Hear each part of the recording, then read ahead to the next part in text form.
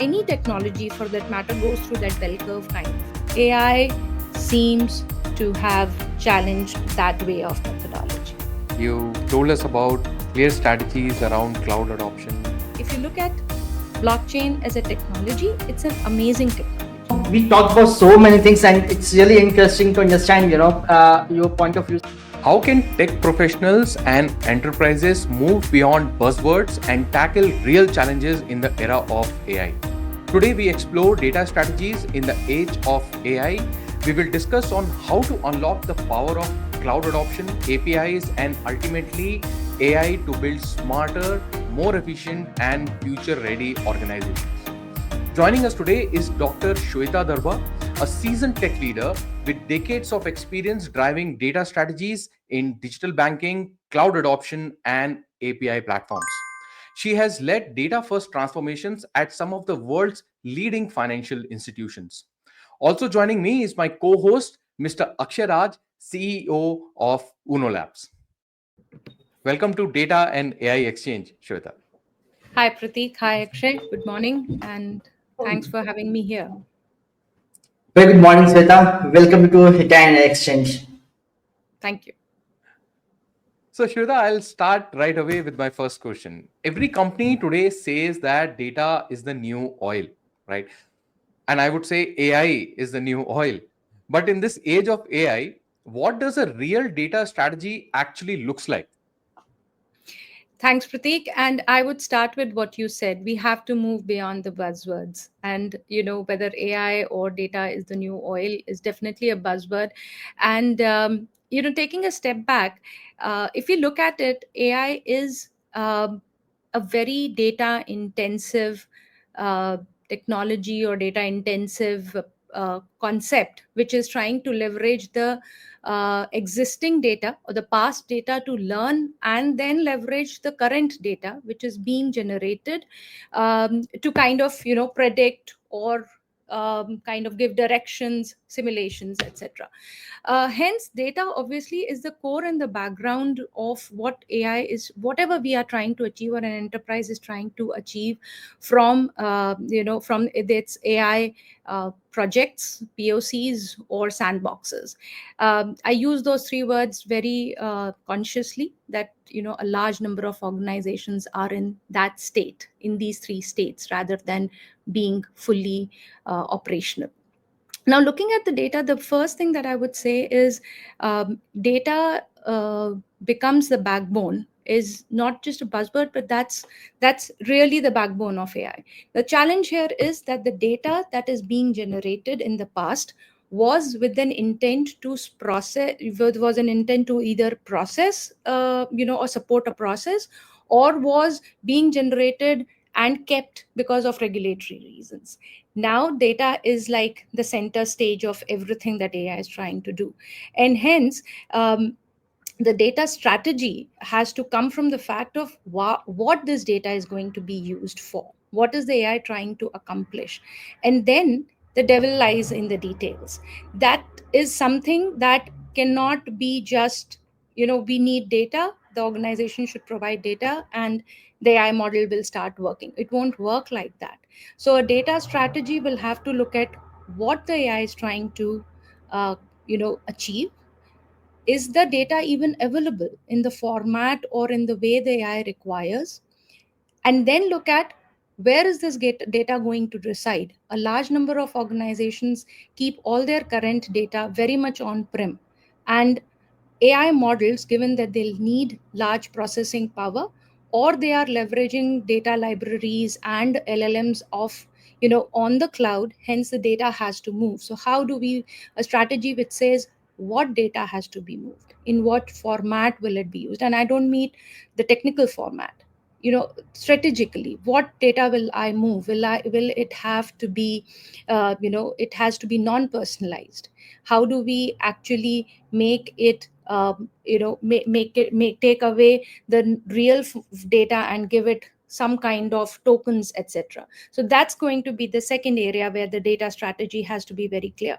And then finally, security, privacy, these cannot be just words, but will have to be very, very granular and get into the depth of defining, and then giving it down to the actual implementation teams to kind of define the data and hand over to the AI teams. And it is not like one time activity. It would have to be continuous, because the data will continue to be generated outside the realm of AI, but in the enterprise applications which have been in existence for decades and had nothing to do, or had never had to worry about somebody else leveraging their data to create intelligence. That makes sense, Shweta. And also in this age of AI, from the past 2 years or 3 years, we have been listening about AI taking a center stage in all the enterprises, right? So this has resulted in new data coming out. I won't say that new data getting generated. That's also true, but somehow the companies are onboarding new type of data and large amount of data onto cloud, right? So my question here is, when enterprises are of you know transferring data or maybe migrating data to cloud, or they're simply adopting cloud for the first time, what are the common mistakes that they do when they move their data to the cloud? Great question, Pratik. So here is one thing that I would say, and you rightly said, organizations are not only generating data, they are now leveraging external data, which comes in large volumes and which gets transferred from third parties and comes mostly over cloud and gets, within the cloud, is either available through APIs, or is the organization is purchasing data, or taking data from their multiple, I would say, partners or collaborators. The ecosystem has definitely grown. One thing that definitely is, before any organization or before the idea of going to AI, there are certain building blocks, which you rightly said: cloud, data, API strategy, cloud strategy, for that matter, data strategy, which need to be in place. The biggest challenge, the way I look at it, is threefold. First of all, a clear strategy of what is being around the cloud. Is a organization going to take the cloud as a policy in terms of an extension of its data centers? Is it a private cloud? What does that mean in terms of its security requirements from regulatory point of view, or security requirements of the organizationals, their own policies, right? And hence, a cloud strategy in a whole is the first thing that is becomes the challenge. And I say this from from the experience that new solutions are being bought which are cloud first. So if an organization is going to buy a software or a solution which was built for the cloud, um, after the solution has been brought in and there is no clear cloud policy, what happens is that every individual teams which are trying to make that program successful is trying to then figure a policy. So a cloud policy, not having a clear cloud policy, is one of the first challenges. Then comes the fact that how much is the team prepared to go on cloud, to go on AI, to leverage that data? Enabling the teams first rather than learning on the job, which is to a large extent what happens with the new technology, right? It's an extension. We believe that it's an extension of the current technologies, and hence our technical teams will be able to leverage and learn. AI seems to have challenged that way of methodology, right? It is not going from a monolithic architecture to a more scalable architecture. This is not about an infrastructure change. It's a way of it's a complete change in all aspects of operations, technical operations, right? The third thing is, so having a team which is ready, which is cloud ready, which is ready for, understands the security concerns, understands AI in terms of how it will leverage the data, how will it integrate with the current applications, what is it trying to achieve, what is the output, being able to technically leverage as well as strategically leverage the output. The third thing around the challenge that happens is that's more tactical, right? given that the data is existing in on-prem and in the formats which might come from a different pedigree of applications, how do you actually tactically move this data? Would it be a single API call every time the data has to be processed? Would it be a golden gate kind of a thing? Then how do you create a conduit which keeps on, moving the data in future?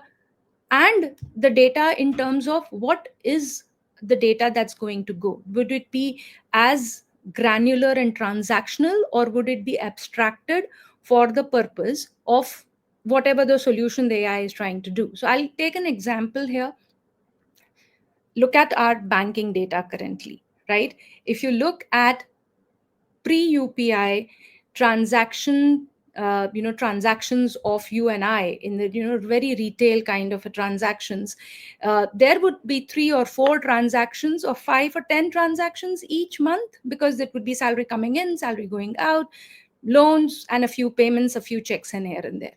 Now, your and my statement a month has almost a few thousand, in 5 digits number, because we are making every payment through UPI. Do you send all this transactional data to to the cloud? Because none of the APIs is trying, none of the AI solutions would be trying to understand your 10 and 5 and 15 and 20 rupees transactions on UPI, right? But do you send everything?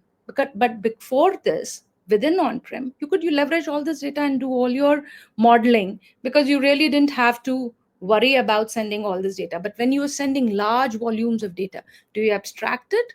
So those decisions will have to be made by an enterprise before pushing its data to cloud, understanding at a very granular level what's the purpose. That's a fantastic point, Dr. Darbha. You just figured it out, right? And just informed our larger audience now. So, it leads perfectly, into our area of concern as well, right? In the world of fintech and banks, right, compliance and regulations often feel like they are in direct opposition to the speed. We are just seeing it right now as well. While we are also working with multiple banks, on the AI adoptions and all. So on the agility side, we have been talking about. It seems like innovation can get bogged down by real estate. Or so my next question to you, from my extensive, with your experience with multiple banks, how can organizations, still innovate while staying compliant in the cloud? Thanks, Akshay. One thing I would like to say, and this is coming from the experience of having worked along with compliance and security and regulatory teams, that I now see them less of hindrance. Now, why I call them rolling barriers is a barrier always used to tend to break the vehicle when you hit it. A rolling barrier ensures that the car comes back to its path and doesn't break. And I like that analogy, because a security and a compliance team that ensures that we remain on track into order to ensure that the innovation continues to happen.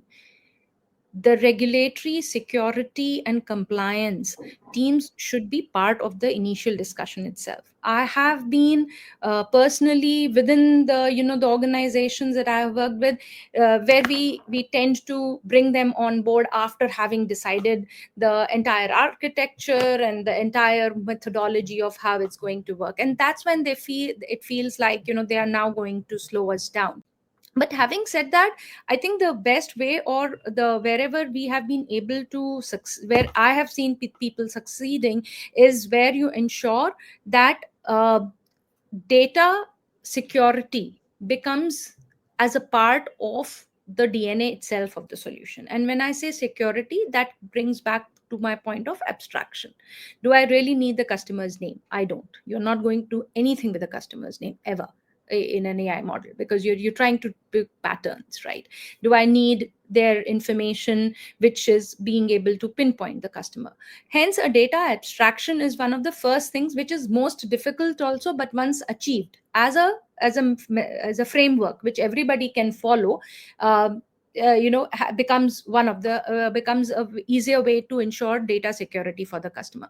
The second part of it is, keep your architecture always secure. It was much easier earlier because everything was behind the firewall, and hence you one could say, as long as I'm behind the firewall, I'll be secure.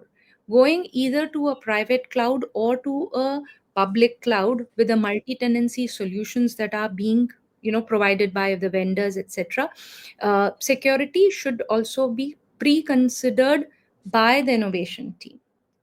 The cloud adoption is also becoming the challenge for organizations because the infrastructure team who runs your on premise infrastructure is not always aware of how to really leverage a cloud.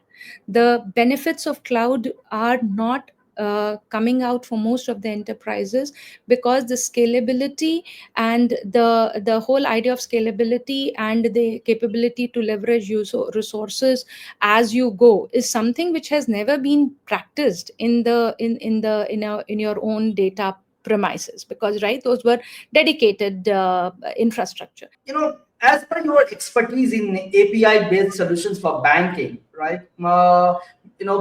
We hear the term API first constantly, especially in the world of fintech. For those of us who aren't developers, it can sound very technical. So, in simple terms, why are APIs becoming the backbone of modern digital products and services? That's an awesome question, Akshay. And I always say that APIs have been around for more than 15 years. As soon as we all went to Java and web services, the APIs became the way of working. But the adoption of APIs, or I would say beyond, it's a fancy word for web services, has become by fintechs.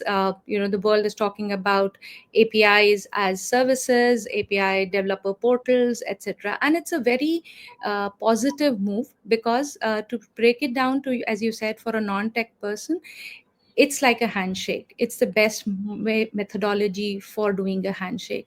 So immaterial of whether we do a namaste and the other person does a handshake, the purpose is the same, and that's what API does. The API is ensuring that whatever language the organization speaks in terms of technology is abstracted to a common understanding and a common way of integration, and that's what an API enables.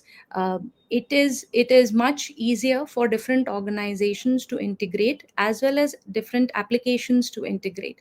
I'll give you a simple example, which most of the people in India, as well as I think internationally also, there is a credit bureau rating which we all have in terms of what is our rating. Organizations have it, whether S&P is giving it a rating, or uh, I think S&P rating would be the best example.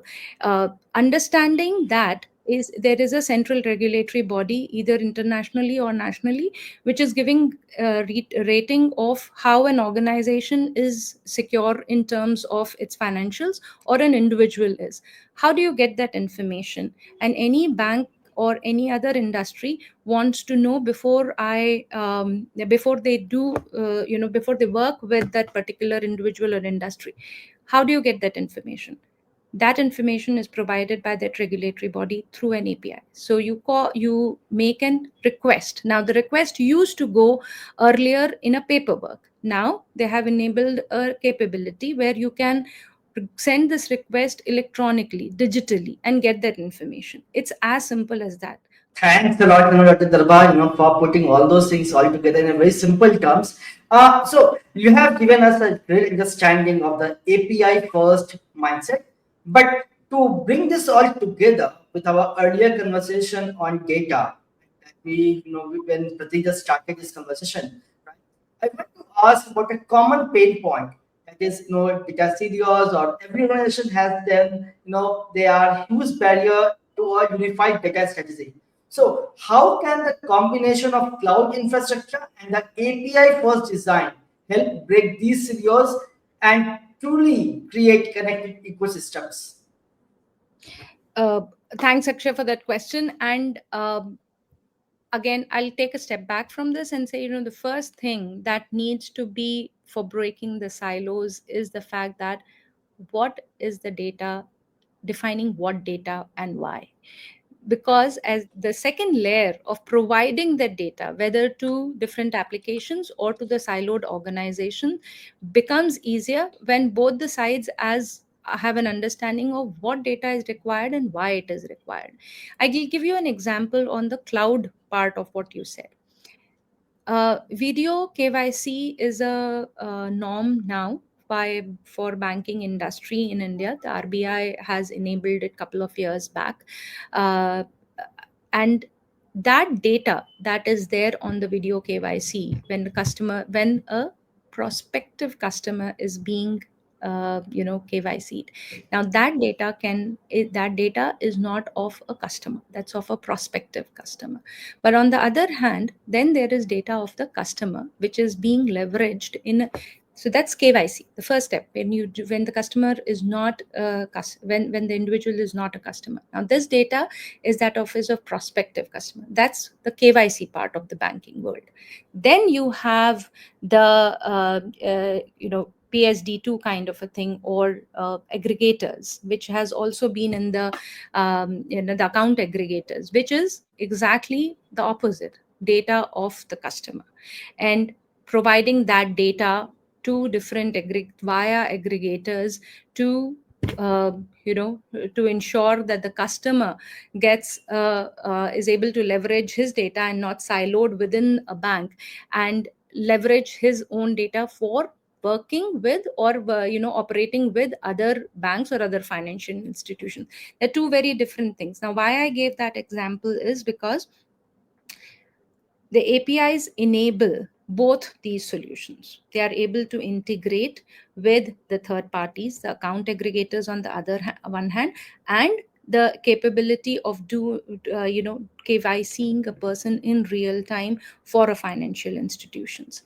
So the APIs for an API or for a cloud, both the data exist on cloud, is abstracted. It does not matter for this particular technology layer, the API and the cloud layer.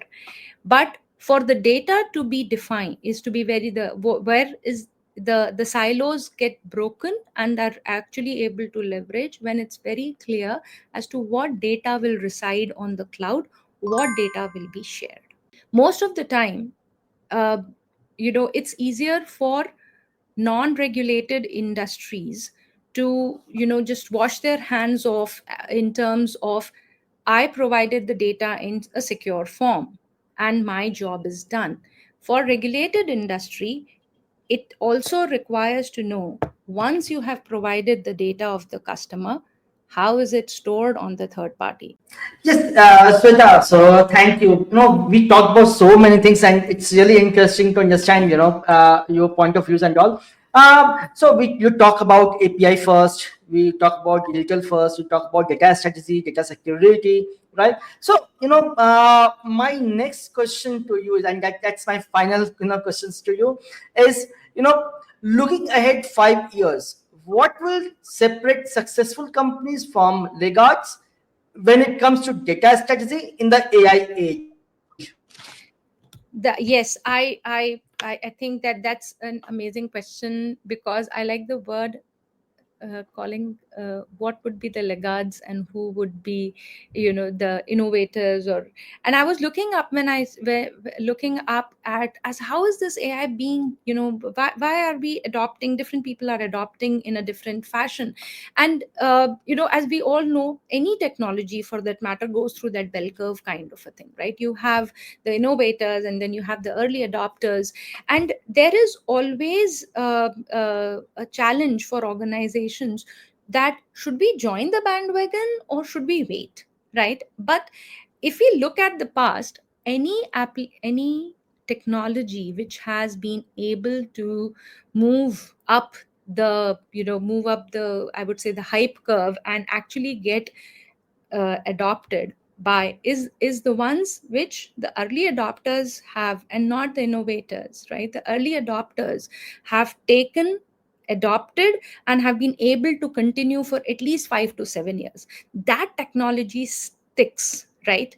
And hence, to your point, are there any laggards, or are there only people who just play safe, really safe, or I do not have the wherewithal and enterprise, and I'm not talking about wherewithal to really jump on every new technology. I always take this example of blockchain.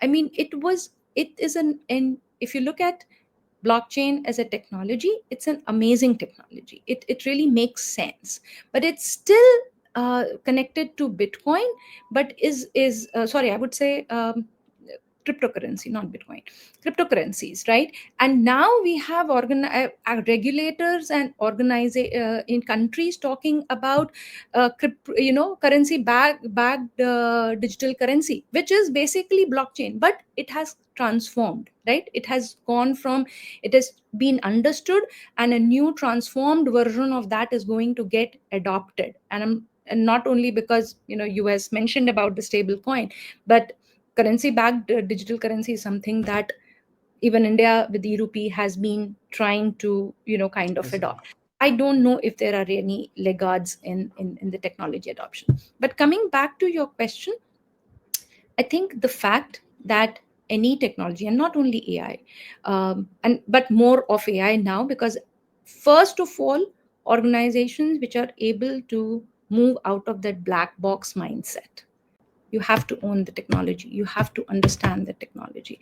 Do you have to invest in that in terms of time and money and resources? Yes. So that's the first one, who will be come out of that black box mindset. The second is get over the or I would say put together the real policy of customer data security, policy around that technology. And when I say any AI, it will have to be, going back to our first initial discussion, a cloud policy, a data governance, understanding how you are going to leverage that data. This will have to be granular. This will have to be owned, right? The third thing, which is not AI, but I always feel any technology or any project has been successful, is when the senior management is ready to, or is willing to get into the details. It has to be owned by business.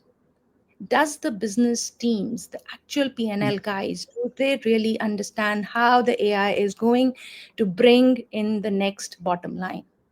And the Indian government, at least as the if I look at our ecosystem, Pratik and I were talking about this earlier, is the government has really put a lot of information out there, or is trying to provide a lot of information through datas, through APIs, etc. But all this is not going to be successful unless it actually transforms into dollar values. Thank you. I hope I answered your question. Yeah, no, it's amazing, and definitely, it's a very bold statement, and it's a very I think it's a very genuine thing that definitely, see, everything comes from the PNL itself, because at last we are saying on that only. So definitely business has to own this. So very rightly said, Darbha, and we are completely aligned with this. Yeah, over to you, Pratik. Yeah, thank you, Shweta. Today, this was a very good conversation. You told us about clear strategies around cloud adoption. You told us about what are the challenges of not having, clear cut cloud policy. And despite expertise, leveraging the full capabilities of cloud is still kind of a key milestone for an organization. So I think this was very insightful. I enjoyed this conversation. Thank you for your time with us today. Thanks, Pratik. Thanks, Akshay. And thank you for having me. It was a pleasure to talking to you all.